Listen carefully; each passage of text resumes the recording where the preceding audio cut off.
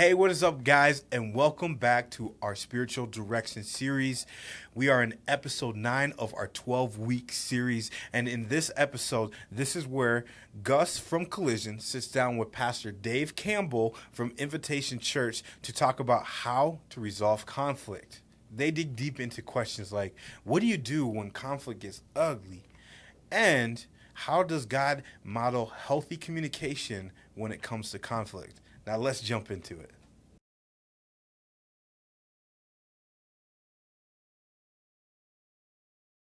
Hey guys, it's Gus, and we're back for another week of our spiritual direction interviews. And I'm here with Pastor Dave Campbell from Invitation Church. And today we're going to be talking about and addressing kind of this issue of how to resolve conflict and what that looks like. How does God handle communication and conflict and boundaries? And so we're just going to have a discussion. If you want to introduce yourself and tell your heart. Yeah, I get to be the conflict guy, I guess. So that will be exciting. Like you said, my name is Dave. I'm a local pastor. Here in Sioux Falls. I have two little boys who will probably watch this. So what's up, boys? Griffin and Miles. And so I get to spend a lot of my time hanging out with them and learning about conflict from them, and also just being a dad, love being a dad. Married to my college sweetheart, Michaela. She is a clinical mental health therapist in Yankton and Vermilion in private practice. So yeah, that's a big part of our world and life. And since March, we've been spending a lot of time together at home and trying to figure out this virtual Zoom environment that we're all in. So, but excited to be here. And I think it's a really important conversation to have, whether you are a teenager or whether you are a parent of a teenager or you have a teenager in your life. I think it's important that we understand the role that conflict can have and actually the gift that it can be. I think that's one thing that gets lost a lot of times is we just want to avoid hardship. I think we want to do that in general. Right. But I think especially in conflict, we want to kind of skate through it, work through it in a way that's not going to wound us. And I think that's not possible. Right. So you can't have relationship without that. So anyway, excited to have the conversation and kind of see where it goes. Yeah, so, right. Yeah. Well, we're going to start with the big one. We're just going to talk about how can I maintain healthy communication in the midst of conflict? Yeah, so I think one thing that's really important that we understand is that emotions are data, right? So Brene Brown talks about this a lot. If you don't know Brene Brown, she's a researcher based out of Houston, has written a ton of stuff. And what I think is helpful about that understanding is that it's not that there's healthy emotions and unhealthy emotions, good emotions, bad emotions. Like emotions aren't binary. It's not black and white, right? And so I think what's helpful about that is that when I walk into my house and I see my boys in tears and they're upset, that's data, right? So I'm able to be a part of that interaction and know, oh, something is off here. Something needs my attention here. If I don't have data, then what Brene says, what happens then is then we create a story in our head about what's going on. The story I'm telling myself Exactly, is. yeah. So I think that's a really important word, even just as we begin today, that maintaining what we want to call is like healthy communication and conflict is just to understand that, to that be the starting place, that emotions are data. So if you're a teenager and you're experiencing your parent communicating what we talk about in our house as we get large with our emotions or we get small with our emotions, like big like a grizzly bear, small like a squirrel, then that's just data. That just helps us understand what's going on. Also, I think it's helpful to understand that we all have a relationship with conflict. So what I mean by that is we all grew up in a home. We live in a home now where conflict is talked about in a certain way. It's lived out in a certain way. And so for a lot of people, when they approach conflict, what they spend their time thinking about is, well, last time, here's what happened. Right. Like the last time I was honest, the last time I was vulnerable, the last time I was angry, the last time I was sad. And then people decide whether or not they're going to be honest or not based on what happened that last time.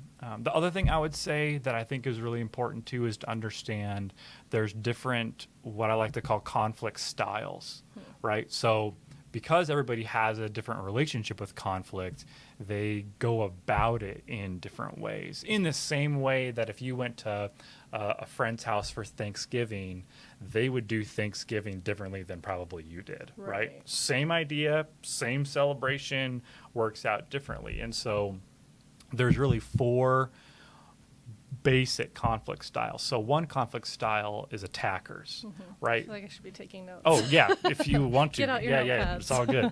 So attackers are misunderstood a lot of times, right? Because attackers get portrayed or pictured as like mean, aggressive, like lawyer type people, and they just want to fight. Well, no, that's not really a fair critique of attackers. Usually there's a problem that they want to address and that they want to solve. So we have attackers. We also have people who are avoiders, right? So they're going to avoid conflict at all costs. So they'll agree with someone even if in their heart they're like, that person's crazy. I just want this to be over. Exactly. They're going to run away from it, either emotionally or even physically. They're going to run from something. So we've got attackers, we've got avoiders. We have people who are accommodators. So accommodators, just very agreeable people.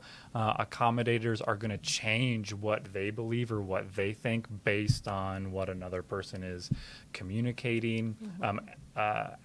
They will also often won't share honestly what their own needs are, which is a huge thing in conflict.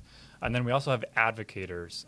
Advocators are people who are going to work for the good of the relationship, like advocate for the relationship. Like if this relationship is going to grow, then there's probably going to be some fighting. There's probably going to be some conflict. And so I think the trouble has come in large part in how we've talked about this in the church, that when we talk about what someone who follows Jesus should do or should say in conflict really doesn't speak to what's going on, especially in the heart of a teenager, right? I think teenagers are learning how to use their voice. There's this great scene in Lion King, which I know is like super old, but it's kind of classic, right? Well, and there's a really powerful moment, right, when Simba, he's like learning how to use his voice, right? He knows that he's a lion. He knows he has a voice. He knows he should use it, and he's stumbling through how to do that. And I can't come up with a better picture for what it means to be a teenager. They know that they have power, that they matter, that they have a role to play, that they have a voice. It's just unfortunate that their experience has been, their voice hasn't really been celebrated. And I think if you ask a teenager, if we could have a teenager right here and ask them what their experience is when they share their voice, most often it ends to conflict. Rather than it being celebrated by somebody, it's like, oh no, not here. Right. So I think we have to own that and understand that that really does kind of impact us as we approach conflict. Yeah. So, yeah. And I think there's a couple of things that I just want to reiterate that you said, that we're all bringing in our own understanding of what conflict looks like from our experiences, from how we've seen it done. And so much of that is, our family of origin or where we're growing up, how we're watching conflict happen there. And I think the important thing to note is that how we deal with conflict is not always necessarily how we would naturally or how we want to. It's a kind of a product of how we've seen it done. And I think one of two things happens. Either we see conflict done and then that's how we handle it, or we kind of overcorrect and go the other way. And so like in my family of origin, everyone was loud, not even necessarily in conflict, just kind of always. Like I'd invite people to my house and like, your family's always yelling at each other. I'm like, well, we had a great day. No one was, no one's yelling at each other. And so my family was very loud, in conflict and in not. And so I think, once I was out of that environment all of the time, I tended to take some of those more passive roles of trying to mediate, because it's like, I don't want to do what I saw happen. But then as I kind of learn more about that baggage that I was bringing into conflict, I understand more of my role and how I more could naturally do that. And I think it's also important to note that of those, if you'll remind me, so we've got the assertive, we've got the so conflict styles, avoidance, avoider, attacker, accommodator, advocate. And so I don't think any of those are right or wrong, right? Like, there's no better one, there's no ranking. It's just as being more aware of how you're going about things. And I think being able to point out like the positives and maybe the drawbacks, or how people are reacting to my style of conflict, so that I can come at this in a way that's going to be beneficial for it. Yeah. Great. Yeah. Because again, emotions are data, right? So it's not good. It's not bad. It just is. Right. And I think the sooner we can get to that point, now we have a foundation for conflict to grow from, right? Because we understand that we're not, speaking to character, we're speaking to behavior, right? Like, okay, this is how I behave in conflict. Okay, great. This is how I behave in conflict. So let's talk about it. Let's work it out. Let's work together in this situation that we find ourselves in. So would you say, in response to our question, how to maintain healthy communication, the first step is awareness of how I'm coming into the conflict, how I'm communicating, and how the other person's responding to it in terms of, their emotional reaction is not good or bad. It's just, it helps me, it's input so that I know how to engage. Yeah, because then we can kind of step back from it a little bit and see it for what it actually is, right?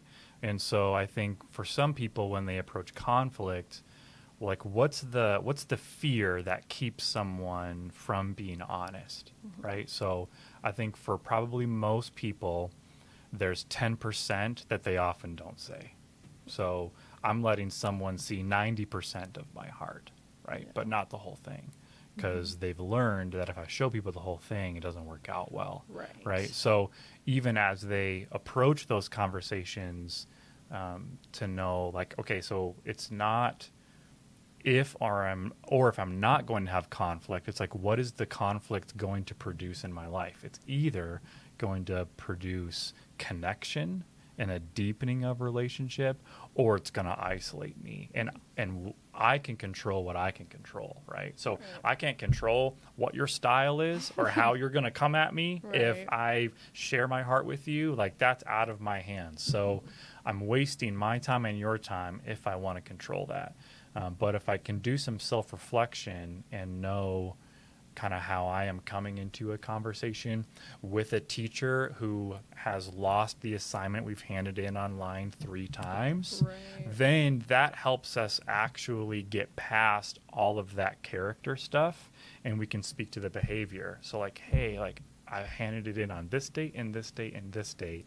I feel frustrated because I've handed it in 3 times, and what I'm hearing from you is that I haven't handed it in. And when I hear that from you, I feel disappointed, I feel angry, and I just want to, like, be done with this stupid class, right? So I think that's better than being like, oh, you are a bad teacher, you're the worst, I don't like you. Like, those are character things. So I think that's helpful as we approach the conversation about it. Well, and I think that's important to note, because that defensiveness is where I think the conflict can get off the rails and go from, like, productive into, this is not going to go anywhere, because once my defenses are up, then it's so much harder for me to address this like in a productive way. Yeah, and I think there's a certain amount of curiosity that's needed, right? So that's what I want to talk with people about too when we approach conflict, is like, okay, you're either going to be curious or you're going to be certain, right? So, oh, I wonder why this person said that. I wonder why they did that, versus a confidence of certainty, that knowing, oh, she did that because this and this and this. So I think curiosity gives you compassion. It gives you greater empathy. It gives you greater understanding of who this person is. And it gives the other person an opportunity to say, oh, no, actually, like, this is why, like, I did that. Like, oh, interesting. Tell me more about that, you know? And so I think, if we can speak to some of those things, I think that is helpful. And if we can deal with those, with facts, again, with behaviors, I think that's really helpful. So I always like to tell people, like, hey, let's be like a news anchor versus a prosecutor, right? So if you're a news anchor, when you're like, hey, when this happened, the facts, this is how I felt. So you said this, and I felt this way.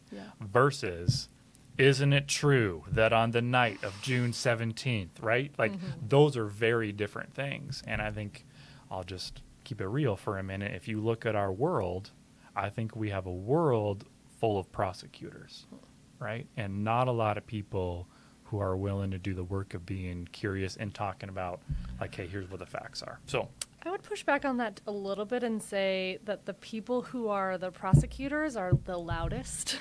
Yeah. And those who are maybe willing to engage in that kind of tend to get trampled or overlooked or don't have as much of a voice or a platform. Because I think they're there. Right. We're just not, it's not as easily, accessible. Yeah.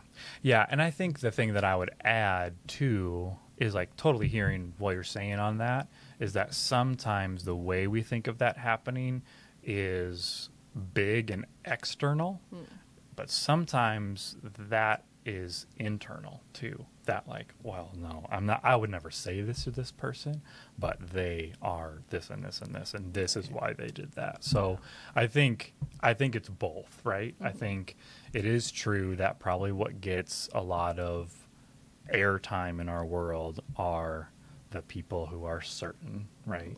But even there's an attitude that the other people can have towards the people who are certain, but it's just more internal.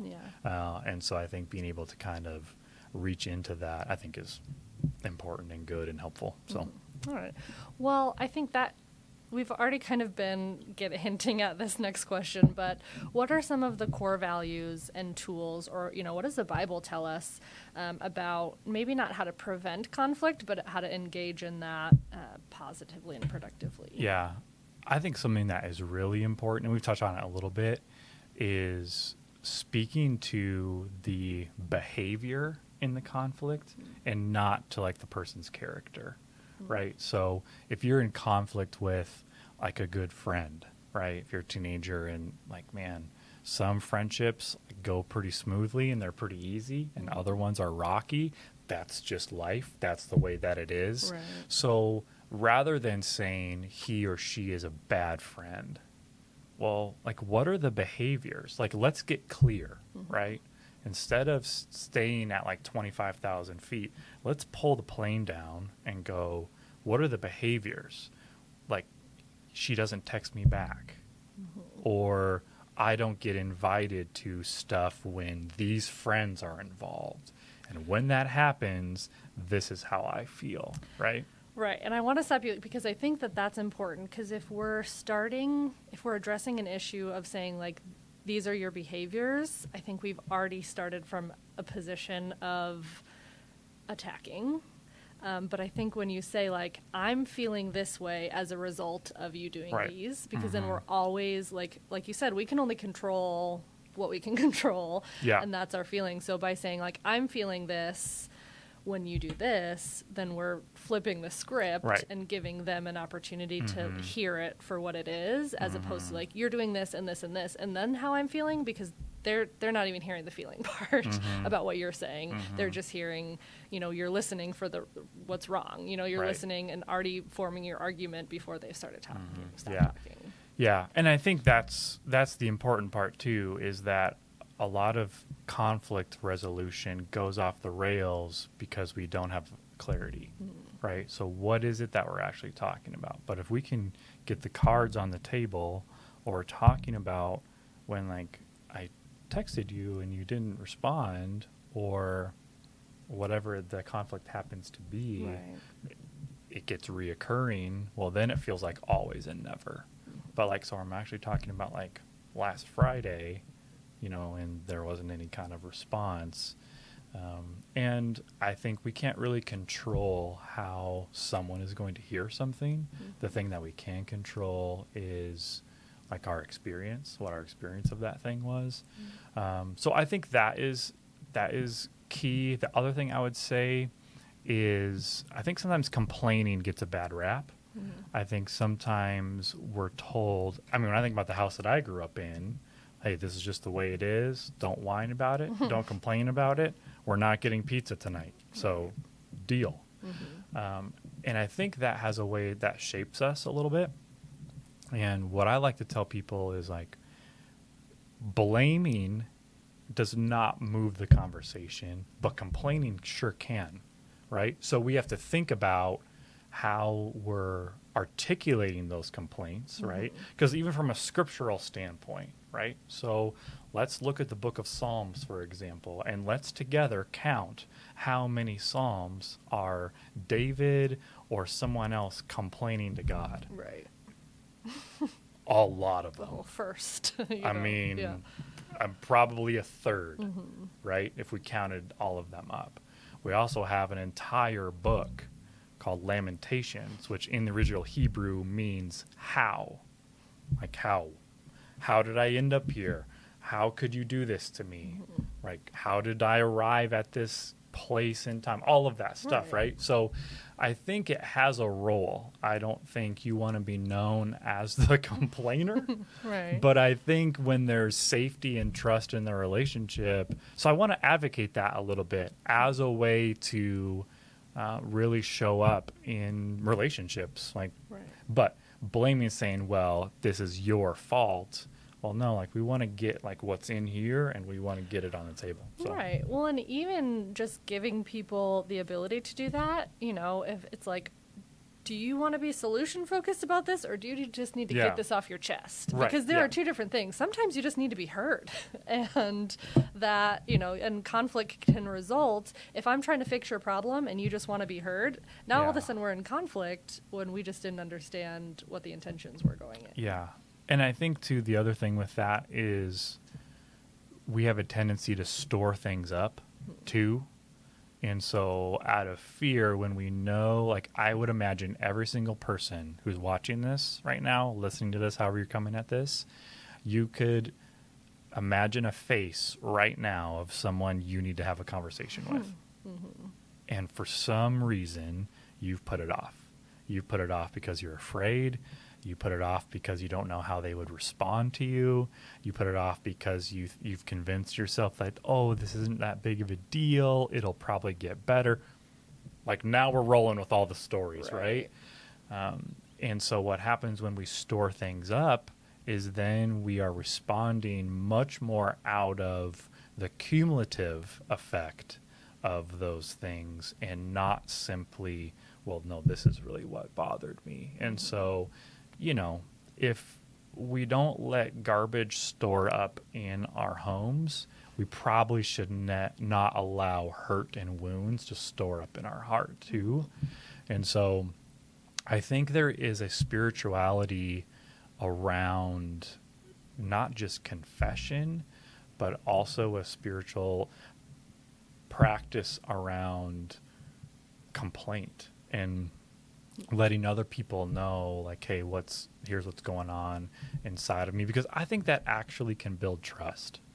When I know that I can come to you, I can be honest with you, I think that's not always going to be received well. I think we could probably attest to that times in our lives when we've done that, when someone has rejected that. But I think there's a marriage guru, I'll call him. His name is John Gottman, and he talks about bids for connection, right? So there's three things you can do when someone seeks to reach out to you. You can accept the bid, you can reject the bid, or you can ignore the bid. And I think me coming to you because last Tuesday you hurt me is a bid for connection. So when I'm coming to you and saying, hey, last week, this is what happened, it caused me to feel this way, then I think it's a opportunity, right? But you could be like, well, no, well, the Tuesday before that, let's talk about that, buddy. Right. And you can't control that, right? So, but if we can, those small moments, trust, a lot of people think trust is built in the huge moments. It's not.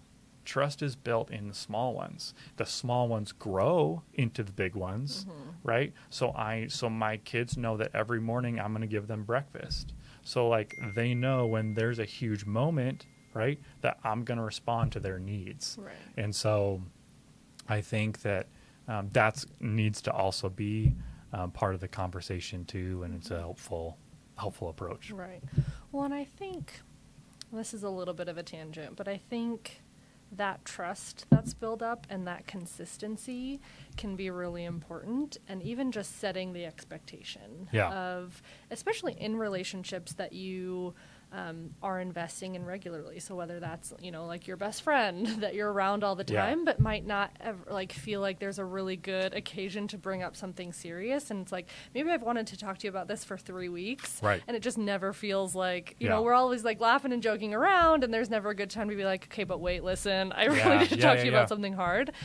So even just building things into your life and with people that you're close to, and being like, every Friday. So me and my roommate, I had a roommate move in recently, and for the first several weeks, there was a lot of conflict that neither of us were really expecting, because on the surface we should have gotten along great. We had a bunch of mutual friends and so many common interests, but there was all this tension and conflict, and neither of us could really figure it out. And so we had to have a couple hard conversations, and it was so hard to do that. And then we just decided let's take a walk every Friday night, and sometimes we won't have anything serious to talk about and it'll just be fine, but there will be that built-in time there of if there's been anything that week that was bothering you, or that was building up hurt between us. That's a time that you don't have to keep waiting to try and interject, I want to talk to you about this, and have to build up all that confidence. And so that consistency and that reliability of I will be here and I will listen to you if you need it, can be really a helpful tool in some of those relationships that it's harder to figure out how to even bring something up, let alone engage in it. Yeah.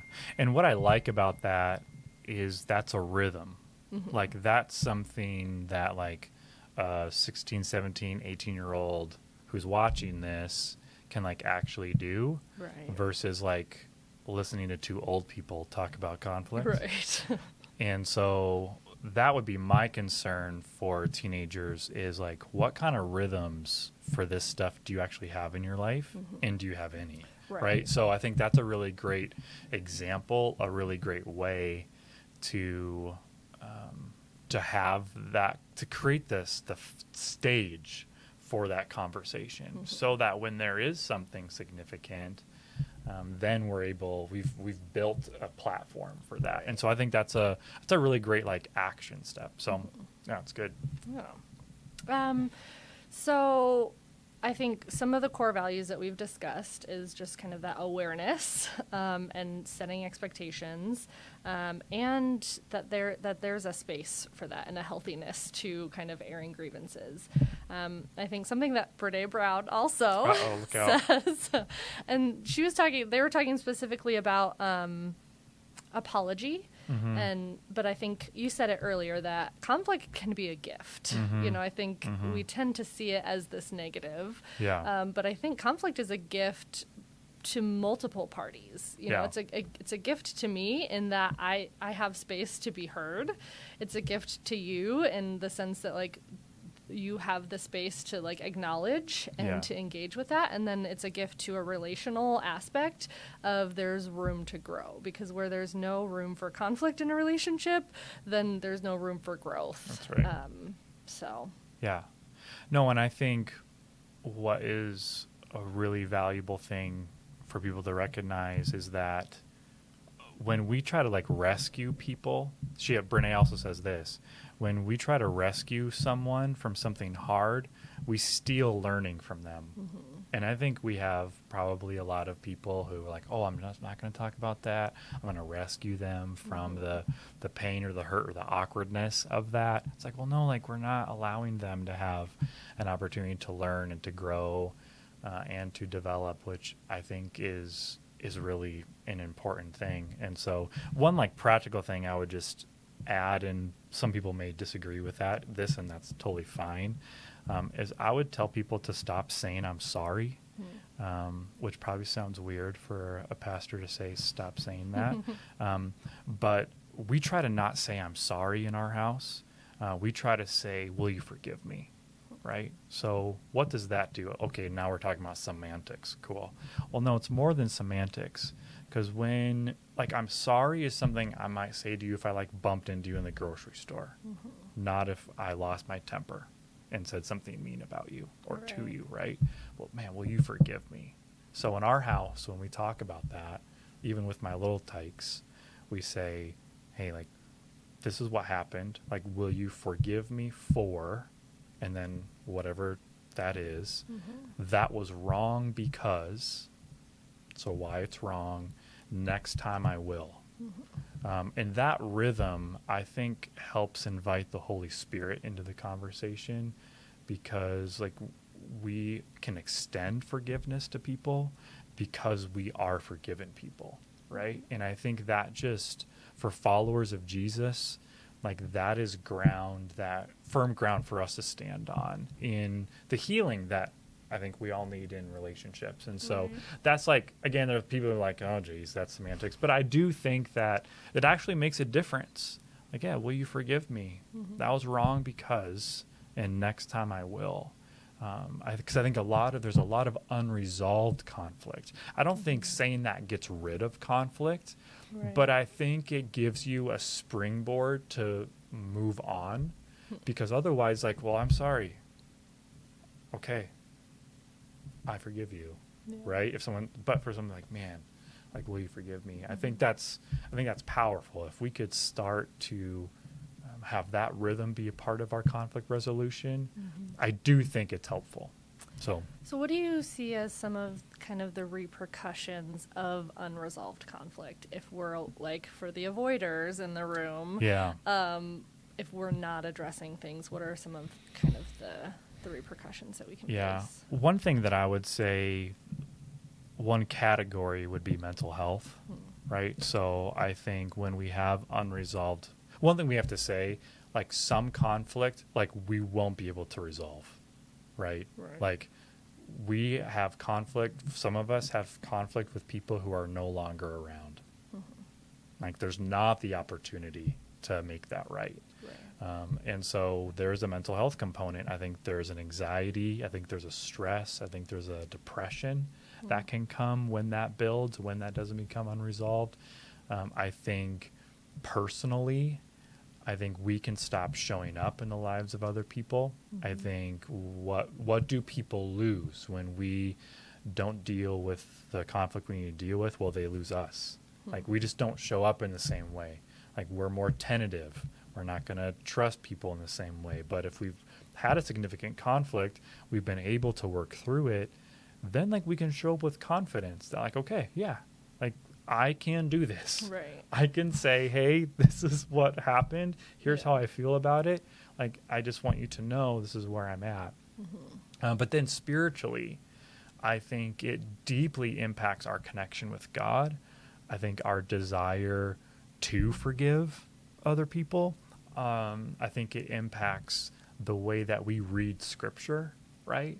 I think it impacts the way that we see what God is calling us to, even our willingness to follow him, right? Because if we're holding back, if we're friends and I'm holding back from you, like, I'm silencing the voice of the Spirit in your life speaking to me. Because I'm like, oh no, you're not. I'm not listening to you. Well, no. Now we're not listening to the creator of all life now. It's more than that. So if we even understand, like, God's revelation as partly coming through other people who bear his image, now we're like, well, no, I'm not doing that.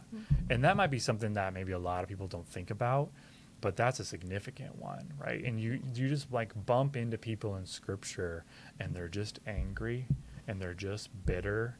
Well, if you're angry and you're bitter, like, you've closed yourself off to worship, right? Because that's, like, what we've been created for, right? We've been created to be worshipers, That's what God's looking for. He's not looking for pastors. He's not looking for teachers. Right. He's looking for people who will worship him. And so if you continue to have a life that's built on unresolved conflict, I just don't believe that you are going to hear from him in the same way, not because of him, but because of you. And that's hard to hear, but I think Scripture bears that out. And so there's a bitterness and an anger and a hatred that can kind of slowly take up room. Right. And so I think that's an important word in all of this too. So Yeah. So there's emotional consequences, there's spiritual consequences, and I would say that there's physical consequences as well. Yeah, I mean, totally. Ulcers in your stomach, and you carry stress in your body, and you carry trauma in your body. Yeah. And so not allowing the release of that, or the attempt at the release of that, can have a lot of physical consequences. Yeah, totally. Sure. Yeah. And I would say probably for most teenagers watching this too, like they could probably attest to that like feeling they get in their stomach when they interact with someone that they have conflict with, and they're not ready to interact with that person. Or even if they're going to get invited somewhere and like, oh, hey, is Daryl coming? Right? I think they may ask some of that. Well, that's proof that their body is already kind of armoring up and tightening up. Yeah. So yeah, I think we are whole persons. And so I don't think, as much as we would like to be able to separate, and as much as our culture would like us to be able to separate, I think that God is one, and I think he made us to have minds and bodies and spirits that are like him in that way. And so there's a holistic approach that I think needs to be taken. So I always love to like advocate, like if there is systemic ongoing like conflict in your life, getting some people around you to help you process that. I always want to point people to a trusted coach, an adult friend, a counselor, pastor, someone who cares about the person that you are becoming. Because I think as we look at our adolescent culture, I think they are carrying things their souls were not meant to bear. And so I think that is true. And so I couldn't encourage someone who's listening to this to do that enough. That maybe they're sitting there saying, well, yeah, like I've prayed about this.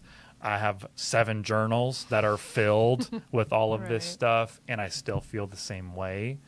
Then I say, it might be time to get a professional involved to kind of help carry some of this with you, not for you, but with you as you process how this has shaped you in your life and all that. Right. So we've talked about a lot. Yeah. And moving into some of those like practical or maybe just like it seems more doable steps. Like what are some boundaries that we can establish both like internally that I can establish beforehand, or even communicating that to other people? So like boundaries or action steps that we can take when entering into conflict. Yeah. So one thing I think that's important is to talk about what a boundary is. So a boundary is what's okay and what's not okay and why. So they're going to be different for everybody. So like I could sit here and say like a boundary when you're in conflict, right, is like not yelling at me or not calling me names or not using a certain kind of tone, right? I think most people probably when they really get rolling have a tone.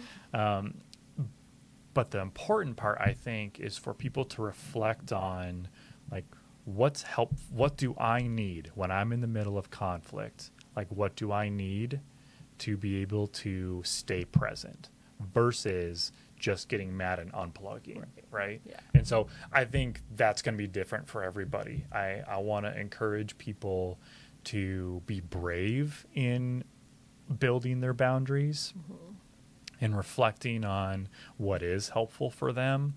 I also think that we need bravery when a boundary is broken to say, hey, like, you actually can't talk to me like that.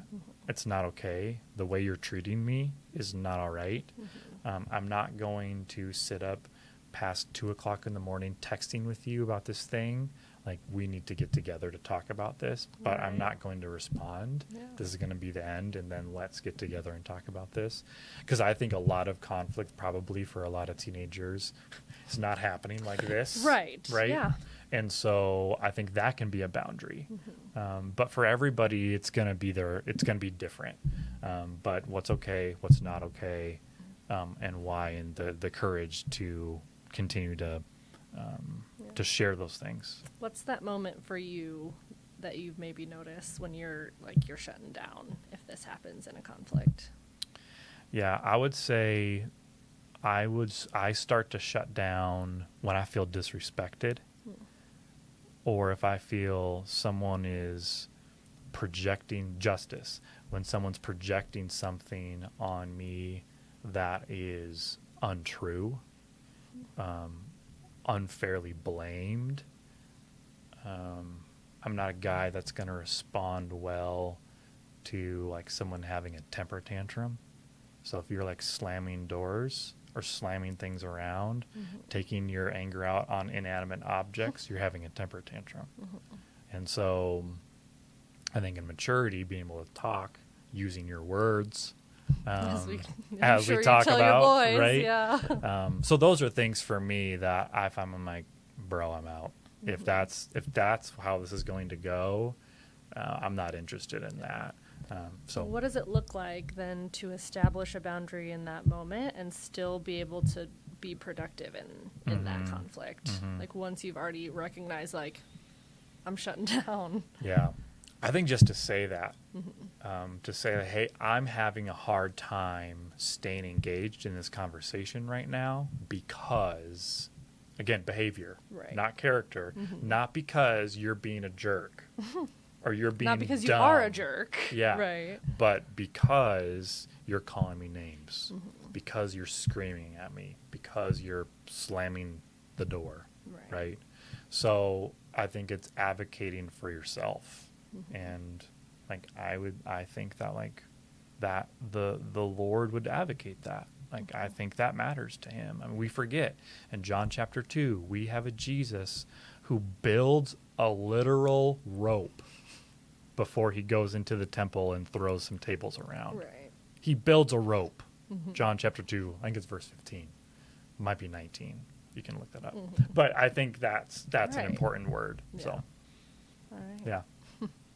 Well, and I think kind of all of this has summed up into, it's a lot of self-reflection. Totally. You know, it's a lot of understanding where I'm at, how I'm responding to things, you know, where I'm responding, I think, well, or where I'm responding out of, you know, defensiveness or kind of the history, the litany of what I've experienced. And so I think a lot of conflict in my experience is just being aware of my own responses to things and how to mitigate that.